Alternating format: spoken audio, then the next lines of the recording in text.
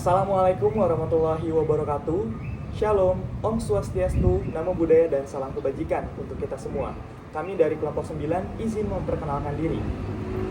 Saya Samsabila Widyasari dengan NIM 864. Saya Desi Fitriani dengan NIM 861. Saya Aurelia Darwin dengan NIM 635. Saya Muhammad Andika dengan NIM 303.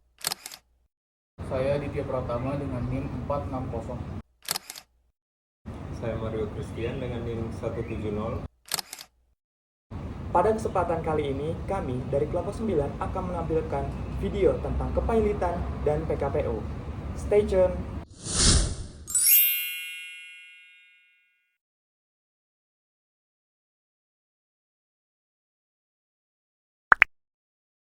Berbicara mengenai perusahaan, maka tak lepas dari kepailitan dan PKPU. Kepailitan atau pailit merupakan suatu keadaan atau kondisi di mana suatu perusahaan tidak mampu membayar hutang-hutangnya secara tepat waktu dan atau jumlah hutangnya melebihi harta yang dimiliki. Pasal 1 ayat 1 Undang-Undang Nomor 37 Tahun 2004 menyebutkan bahwa kepailitan adalah sita umum atas semua kekayaan debitur pailit yang pengurusan dan pemberesannya dilakukan oleh kurator di bawah pengawasan hakim pengawas sebagaimana diatur dalam undang-undang ini. Kemudian mengenai PKPU. PKPU atau penundaan kewajiban pembayaran utang merupakan periode waktu tertentu di mana diberikan oleh undang-undang melalui putusan pengadilan niaga.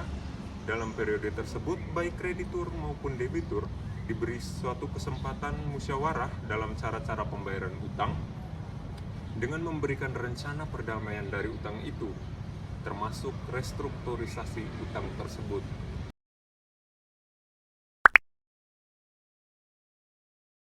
Selanjutnya adalah tujuan dan manfaat dari kepailitan. Tujuan kepailitan adalah untuk memberikan sebuah forum kolektif dengan memilih hak-hak dari kreditor terhadap aset debitor yang tidak cukup nilai. Hukum kepailitan diciptakan dengan tujuan untuk memberi manfaat berupa proteksi dan kepastian hukum terhadap para kreditor terkait pelunasan piutang yang menjadi hak debitor. Dikeluarkannya Undang-Undang Nomor 37 tentang kepailitan dan penundaan kewajiban pembayaran utang adalah untuk A. Menghindari pertentangan apabila ada kreditor pada waktu yang sama meminta pembayaran piutangnya dari debitor. B. Menghindari adanya kreditor yang ingin mendapatkan hak istimewa yang menuntut haknya dengan cara menguasai sendiri barang milik debitor tanpa memperhatikan kepentingan debitor atau kreditor lainnya. C. Menghindari adanya kecurangan yang dilakukan oleh debitor sendiri seperti melarikan harta kekayaan debitor untuk melepaskan tanggung jawab terhadap kreditor. Dan D. Membagikan harta debitor secara adil dan seimbang menurut besar atau kecilnya piutang masing-masing kreditor. Sekarang saya akan menjelaskan tentang syarat kepailitan menurut Undang-Undang Kepailitan. Undang-Undang Kepailitan pada pasal 2 ayat 1 mengatur tentang syarat-syarat utama. Yang pertama adalah adanya 2 atau lebih dari satu kreditor. Debitor boleh mempailitkan asal ada 1 atau 2 kreditor. Dan yang kedua, utang yang jatuh tempo dan sudah dapat yang bisa ditagih namun belum dibayar lunas oleh debitor. Sekarang saya akan menjelaskan tentang proses permohonan kepailitan.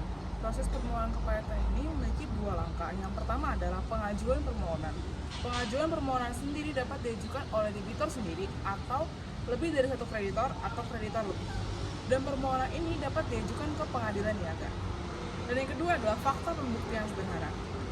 Pengadilan niaga akan mengabulkan permohonan pailit jika terdapat fakta atau keadaan yang terbukti secara sederhana bahwa 2 syarat kepailitan telah dipenuhi.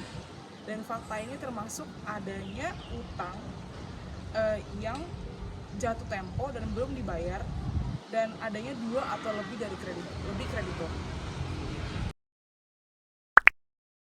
Selanjutnya, kelengkapan yang harus dipenuhi dalam pengajuan kepailitan antara lain: yang pertama, surat permohonan bermaterai dari advokat yang ditujukan kepada ketua pengadilan niaga setempat.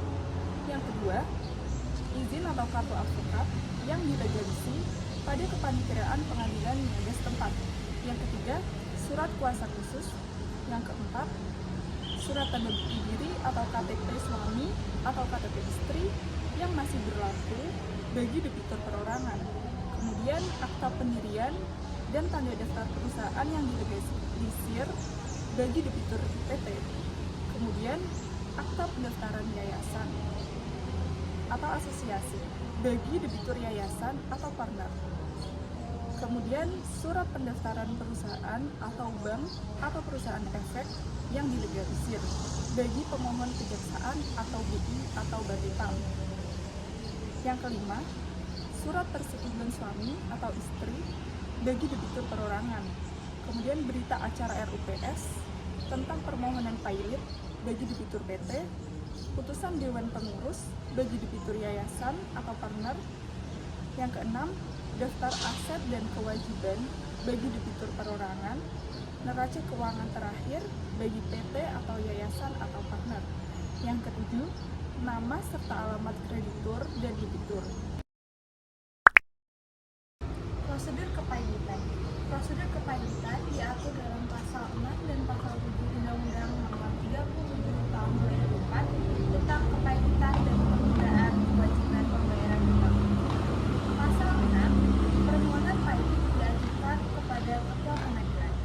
Panitera mendaftarkan permohonan pernyataan pailit pada tanggal permohonan yang bersangkutan diajukan dan kepada pemohon diberikan tanda terima.